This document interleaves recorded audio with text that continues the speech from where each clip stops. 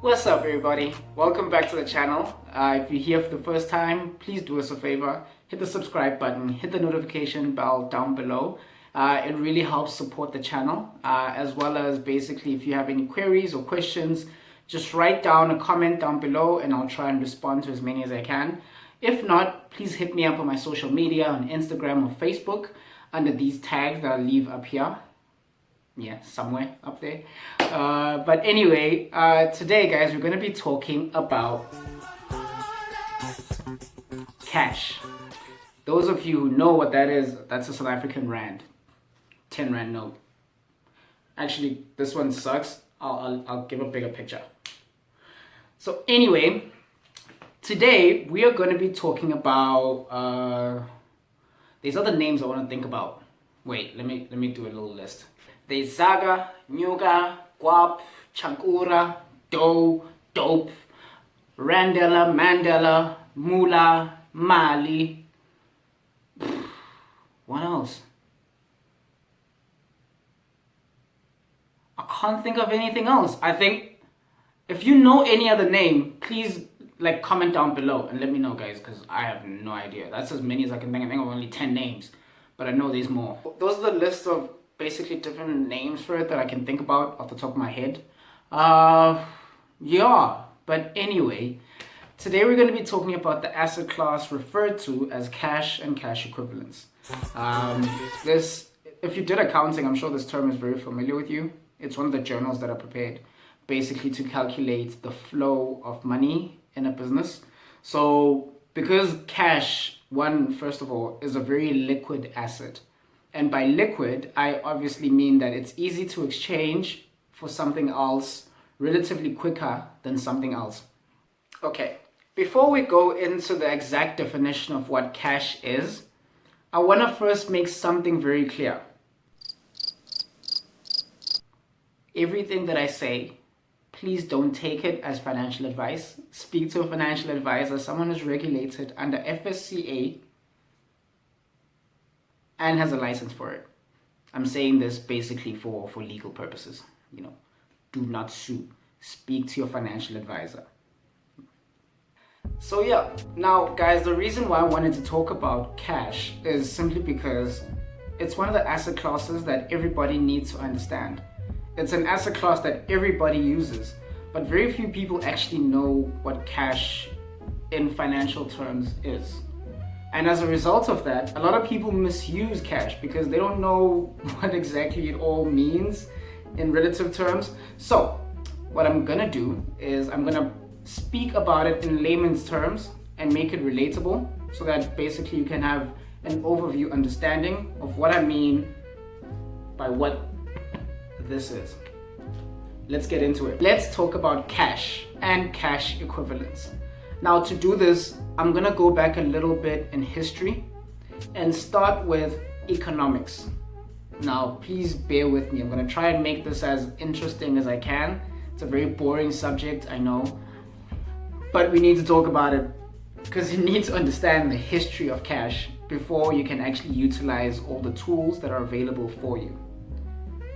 Let me start by the sentence of me saying cash is only as valuable as you can make it. That's it. It's only as useful as you can be able to exchange something for something else.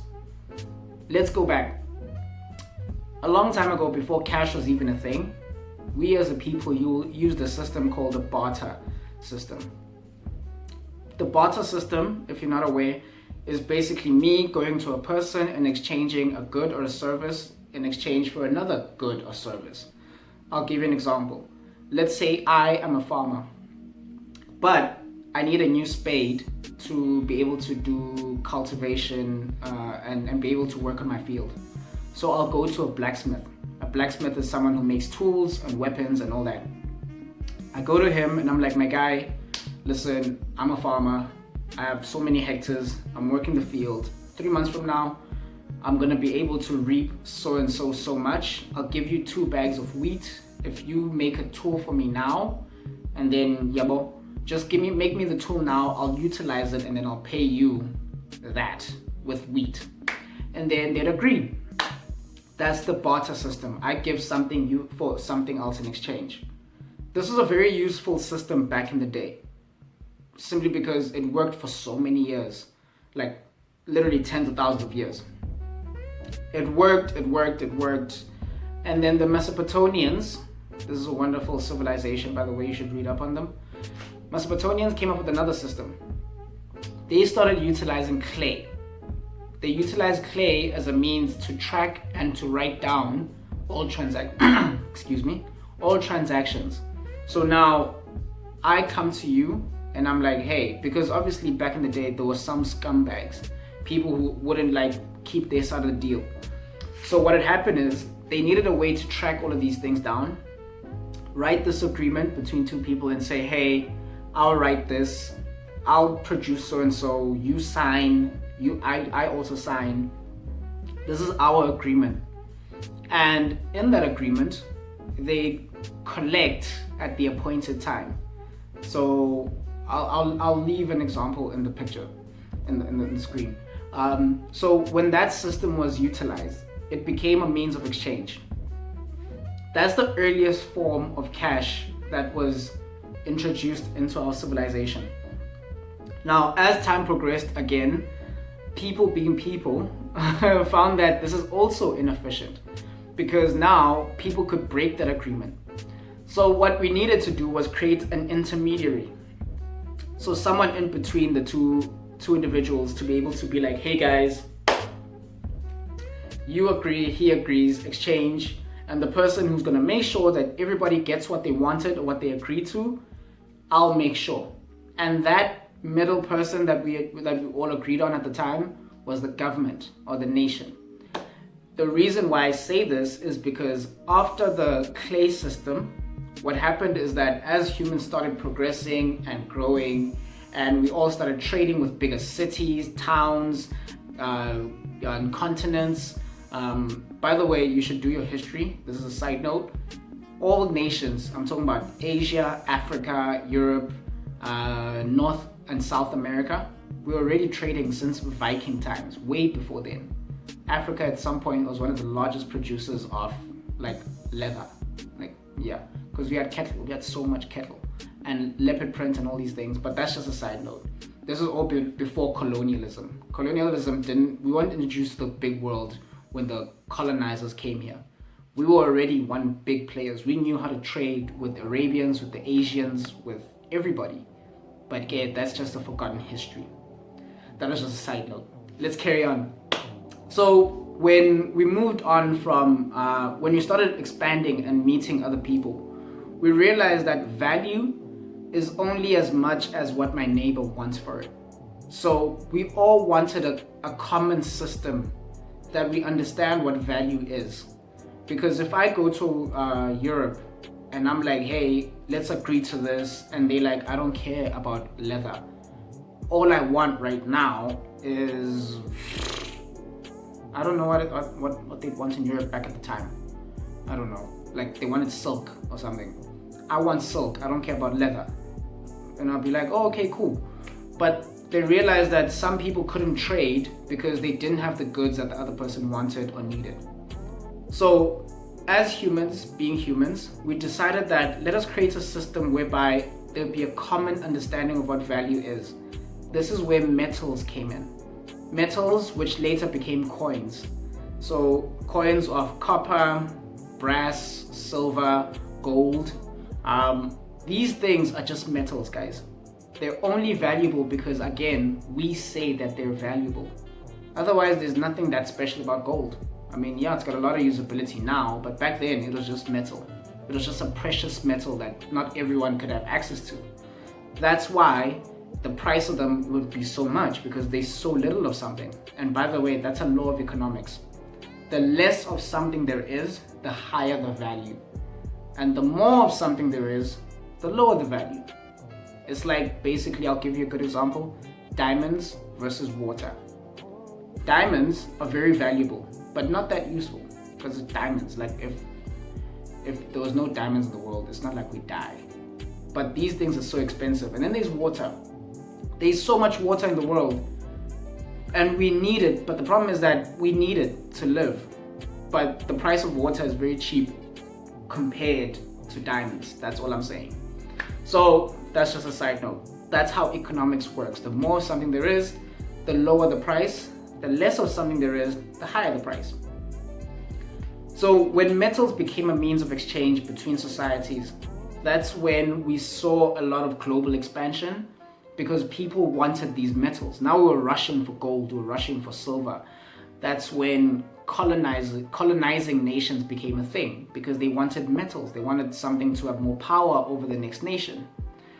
So this is the flow of it. It went from clay, it went from barter to clay to metal. And then the Asians came up, and by Asians I mean Chinese, came up with paper. They converted that their currency, we can utilize paper because, you know, I don't actually know what the reason was. I legit have no idea. I just think legit it was because they didn't have much to mine. Like in their region of the world, there's not like a lot of gold and all these precious metals. And plus, their paper could be utilized to, you know, to be moved quicker than carrying around luggage of gold. But anyway, so they created a system where their emperor would sign on paper that this is so and so much, so that people can be able to exchange it quicker. This is why I said cash is more liquid. It's easier to exchange this in exchange for something else. Another asset class like a house would take such a long time for me to give it to you so that you can give me something else in return compared to cash. Cash I give you now, you give me what I want now. So we moved on from all these stages up until where we are today. And the reason why this is written the Reserve Bank of South Africa, I don't know if you can see it, is simply because our government said that the Reserve Bank guarantees that this piece of paper, because at the end of the day, this is just a piece of paper, that this piece of paper is valuable. It's valuable because the government says it's worth this amount of money.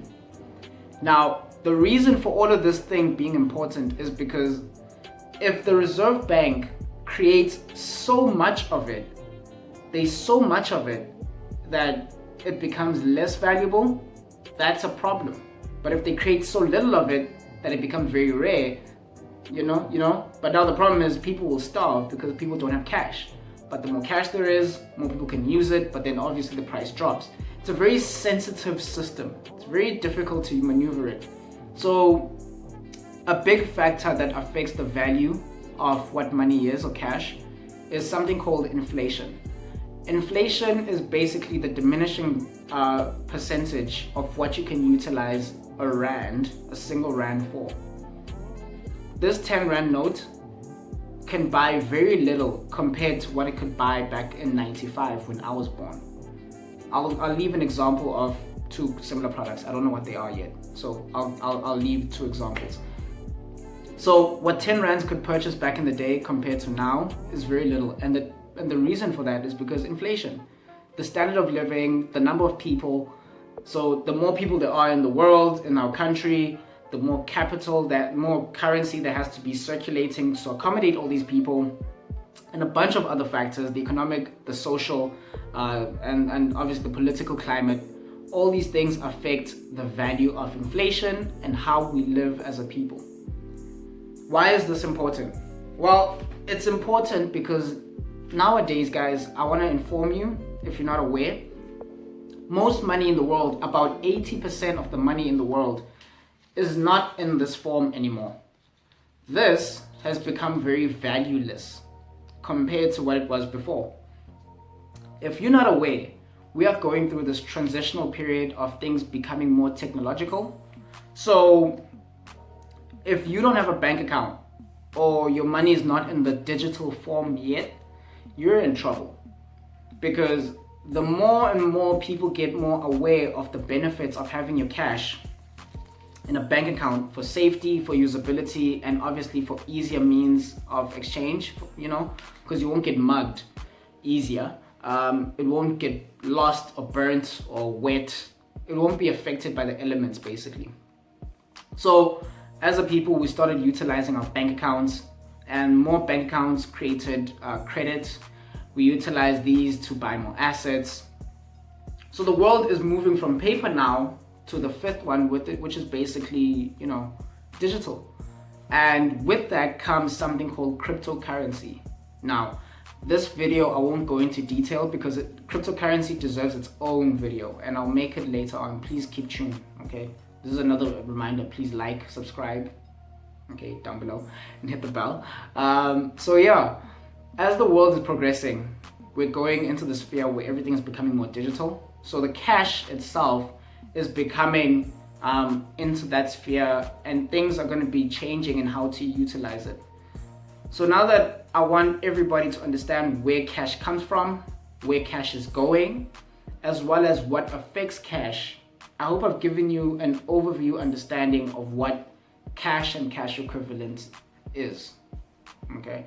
Because like I said, this is an asset class that everybody utilizes, everybody can use, everybody is exposed to it, but very few of us actually understand its origins and actually understand where it's going and why it's going that way. I just wanted to highlight the fact that it's only recently that we were using this, compared to this is just a means of exchange.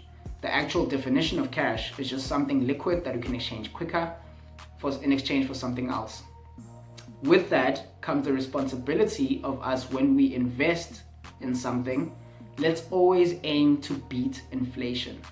So if your cash is in cash form, try and put it into, I'll list the list of accounts, things like the money market account and tax-free savings accounts. All these things are tools that you can utilize, and most banks offer them.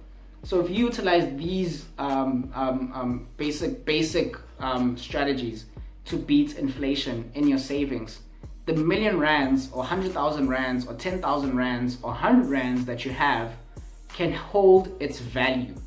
So now, as I said, the value versus the price, because inflation takes down the price of it. No, sorry. Inflation takes down the value of it, right? Even though the price, this is still a 10 Rand note, the value of the 10 Rand note compared to 10 years ago is way less. So every time you invest in cash and cash equivalents, or you invest in anything actually, always aim to beat the rate of inflation. I'll give you an example of the rates, I think from the past 10, 20 years. I'll give you a list. So as you see on the screen, inflation is always going down or something. So the rates of inflation, but it's always constant. It means that every year there is a percentage that is being taken away.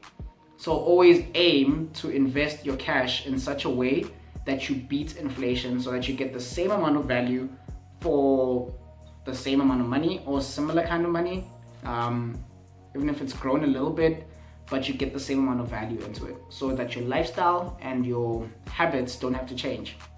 Matter of fact, they should aim to grow. But anyway, I've been talking for so long. I hope that I've been able to give you guys an understanding of what cash and cash equivalents are. If you have any questions, please hit me up on my social media, on Instagram, Facebook, under the tag at Masonwabe Tshobonga or Vukasakhecapital.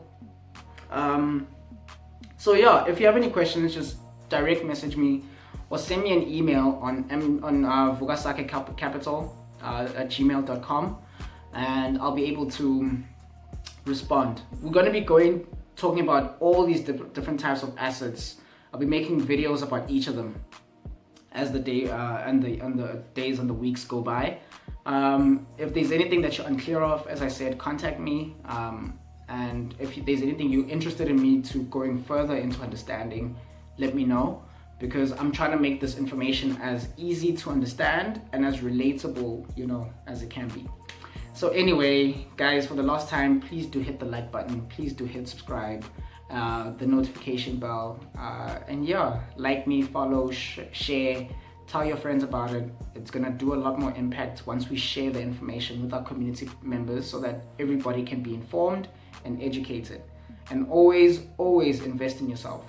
That's the best investment you can ever make, to empower yourself and give you all the information and knowledge that you require to be able to have the tools to do and to build. Because at the end of the day, we're all trying to build. So let's build together. Anyway, have a wonderful day, guys. Thank you for joining me. Cheers.